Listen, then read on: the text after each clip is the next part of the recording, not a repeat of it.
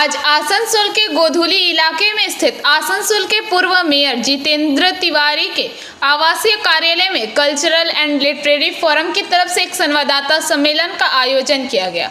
यहां पर cultural and literary forum के अध्यक्ष जितेंद्र तिवारी के अलावा इस संस्था से जुड़े तमाम सदस्य पदाधिकारी के अलावा सामाजिक संस्था आपन जन के भी सदस्य उपस्थित थे। इस दौरान जितेंद्र तिवारी ने घोषणा की कि कल्चरल एंड लिटरेरी फोरम द्वारा 4 फरवरी से 7 फरवरी तक आसनसोल सांस्कृतिक उत्सव का आयोजन किया जाएगा। इसके साथ ही यहां पर इंटरनेशनल फिल्म फेस्टिवल का भी आयोजन होगा।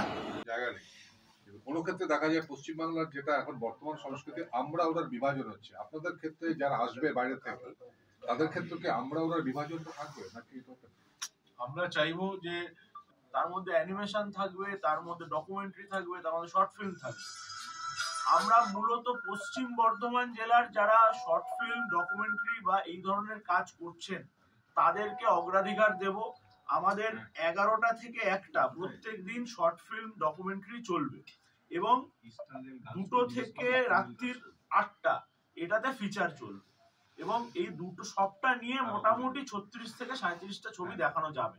এন্ট্রি অ্যালাউ করব, কোনো এন্ট্রি ফিস থাকছে না, কোনো অর্থের বিনিময়ে কাউকে আমরা অ্যালাউ করব না। কিন্তু যারা পছন্দ করেন ফিল্ম ফেস্টিভ্যাল আসতে চান, ম্যাক্সিমাম লোককে আমরা চেষ্টা করব যে আমাদের পাস দিয়ে তারা যাতে আসতে পারেন সেই চেষ্টা আমরা করব।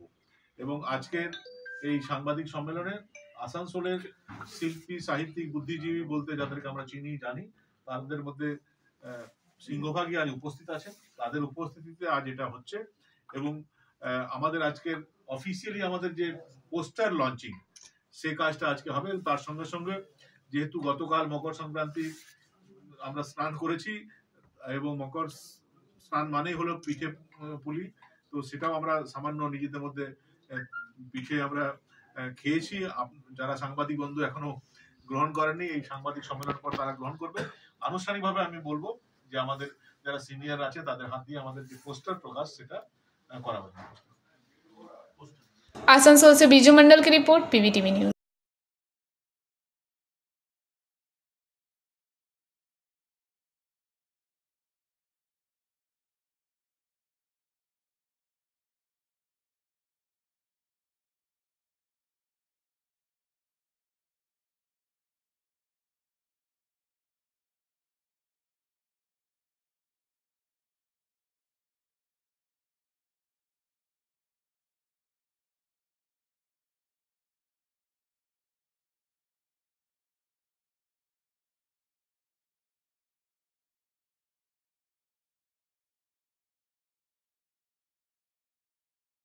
नियमित अपडेट एवं दुनिया भर की ताज़ा खबरों के लिए हमारे फेसबुक पेज को फॉलो एवं यूट्यूब चैनल को सब्सक्राइब करें।